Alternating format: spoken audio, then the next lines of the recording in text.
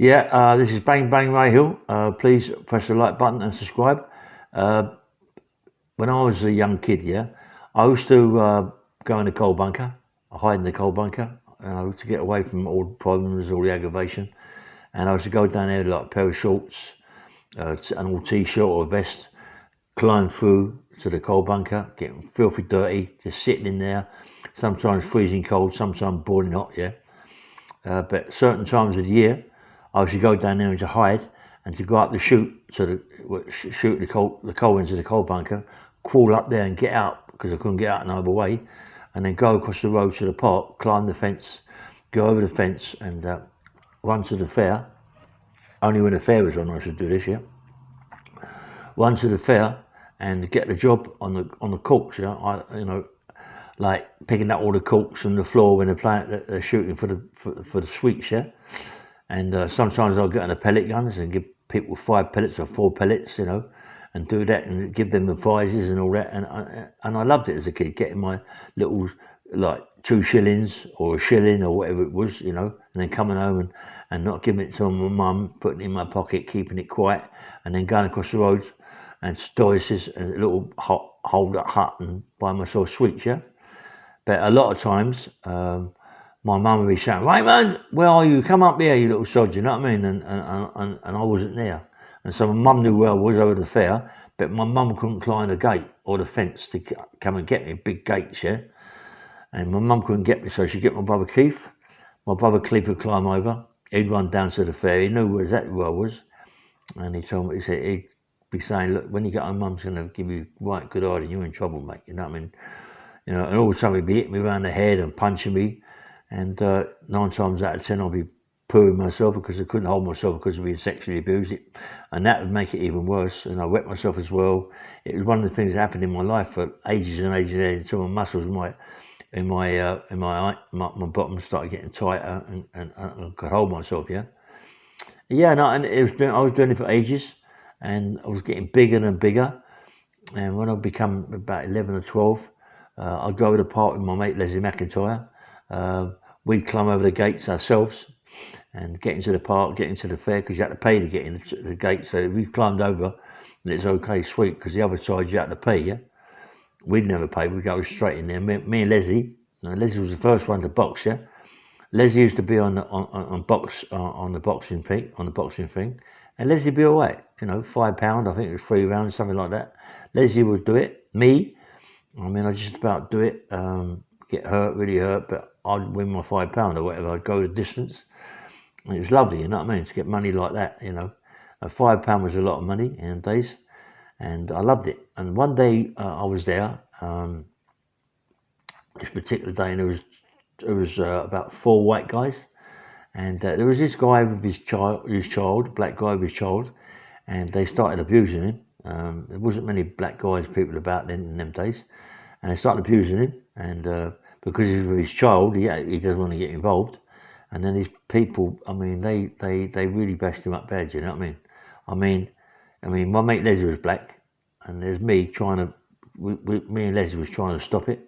We got more clumps than enough, but us trying to stop the fight made them stop quicker. You know what I mean? So the guy that was bashing up, kicking him all around the place, it stopped. Me and Leslie was getting a kicking and a good idea, but with kids, we don't really care. You know what I mean? That's what kids do.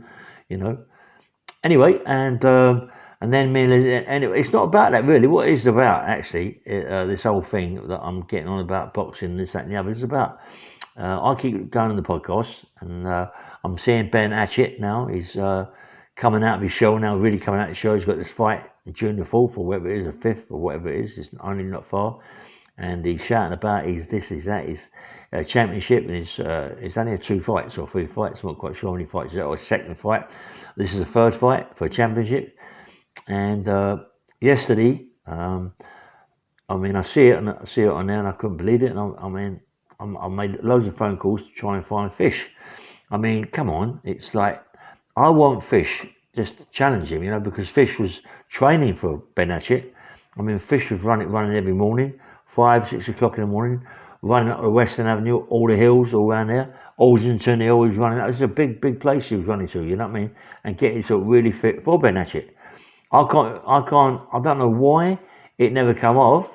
I think it was Ben Hatchett that didn't want to know, but I'm trying to get all the fish now. I want Fish to go to the fight with me, and we challenge Ben Hatchett. I want him to challenge Ben.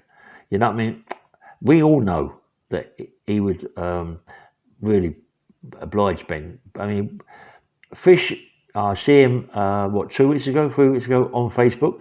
So he's about. He looks well. I don't know what he's doing, but he looks really, really well. He's my mate, but he hasn't been in contact with me whatsoever. I can't make out what's going on. He's a nice geezer, Fish, and he's a very, very, very hard man. He's a dangerous man. He can have a right tear up, you know, and I mean, if Ben is getting money out of this, Fish would get a fortune out of it, because there's no way in a million years Fish could lose it. I mean, Fish is one of the hardest punchers I know. I mean, he should knock down my walls in my kitchen, you know. But I've told you it before. But I want Fish to get in contact with me. He must be watching my podcast, or someone must be watching my podcast that know Fish. Get hold of Fish and tell Fish to phone me. He's got my number. Tell him to phone me, because I like to. Me and him go to the fights and challenge this Ben Hatchett. Listen, I like Ben. I think Ben's doing a terrific job of what he's doing. You know, he's getting there. He come out of a prison that's not a very nice place, Broadmoor. You know, they give you plenty of injections, but it is a lot easier than big prisons. You know, big prisons are a lot harder. That's why he couldn't handle a big prison. He cracked up, so they took him to Broadmoor, and he managed it, yeah. But he couldn't manage a big prison. But yet, Broadmoor's a hospital, so it looks after you. People think Broadmoor, you go there, you know, but you get looked after. They look after you. That's their job. The doctors, you know, hospital and all that. So they've got to look after you. Obviously, they give you the liquid crushes and all that sort of thing. And the old liquid crush, it's a funny old thing to say that, people lining up for the liquid crush. It's mad, isn't it? I used to see in the mornings people lining up for that liquid crush. It's mad. You know, they get people addicted to it, you know. I'm not joking. Even when they get out, they're addicted to this liquid crush, yeah. Mad. Largatuals, what was it called? Triptosol and all that crap, you know what I mean? Mad. I don't really know all the names of it, but I do know that whatever they give you is addictive. And a lot of people that take it, they can't cope with it, you know. I never took nothing, except they jammed me up 24/7. But when I come off it, mate, in Chelsea prison, I was a completely numb. I was a cabbage, really.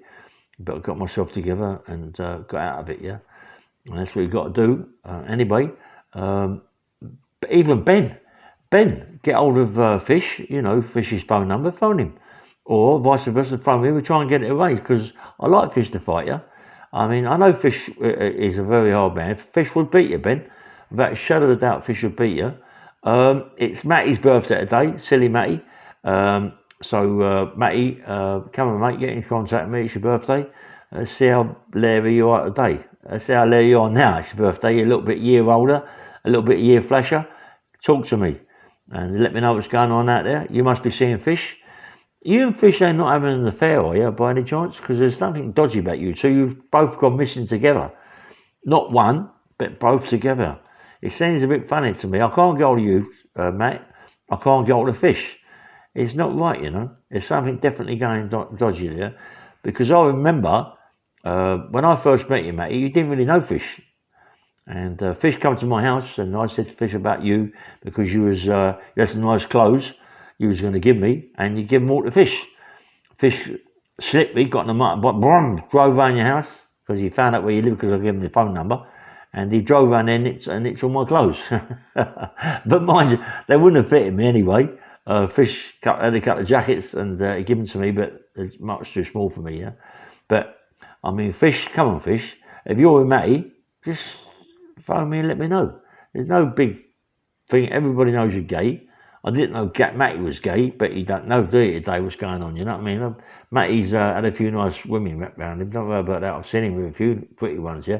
But he could be gay. I don't know. People are married that are gay. So people go, no, he ain't married. He ain't gay because he's married. Is it? No. I've seen plenty of people. Not plenty of people. I've seen people in prison that have got wife and kids. and they're doing all sorts of things at night time to get tobacco. So is that gay? I mean, come on, there's a few people on this podcast that are gay. Don't worry about that. There's a few people on this podcast that have been in prison for quite some time, that have been doing them sort of things. So don't worry about that, mate. They're a bit dark. Also, they're a bit dark. You know what I mean? And it makes you, you know, you look at it and you go, yeah. I've been told a few stories about these people, but that's how it is. I would never say nothing. Well, I don't know about that. I might do. I get people phoning me up and people telling me stories about people on the podcast that have been away for quite a bit of time, that have obliged people and done things, so for bits of money and tobacco and a bit of puff. And as it goes on, lucky I didn't smoke. Lucky I didn't smoke or take puff or say anything like that in prison. I was just one of these people that keep yourself fit. Anyway, I talk about keep fit. As I used to do it every morning. I used to go to the train up the top, do a bit of shadow boxing, a bit of this. But look, I'm still training. I'm training in my flat. I've got a gym in the flat. This flat here. I've changed my one of the bedrooms into a gym. So I've got me bench, my weights, and my bike in there. I'm doing the bike every morning, 15 minutes. I'll get on the weights. I love the bike. I mean, I'm getting better and better on the bike. It's getting tougher and tougher and tougher. I play good music. I put earphones in and I crack on, yeah. And I do 10 minutes at a good speed, uphills and all this, that, and the other. And I come off of there, have a little rest for about 2 minutes, 3 minutes. Get downstairs, do some weights, do a bit of incline, 10 sets incline, 5 sets of bench, and then I do a few curls, and then I get back on the bike for 5 minutes, and I have a minute cool down. That does me. It's a nice little workout, and in a minute, when I feel a lot better than what I did, I'm going to start doing that as well, and then walk up to the top and start doing a bit of, and we do about half an hour shadow boxing, a bit of kipping. Look, this is Bang Bang Ray Hill. Please like and subscribe. I've got to go now. Yeah? Take care. Bye bye.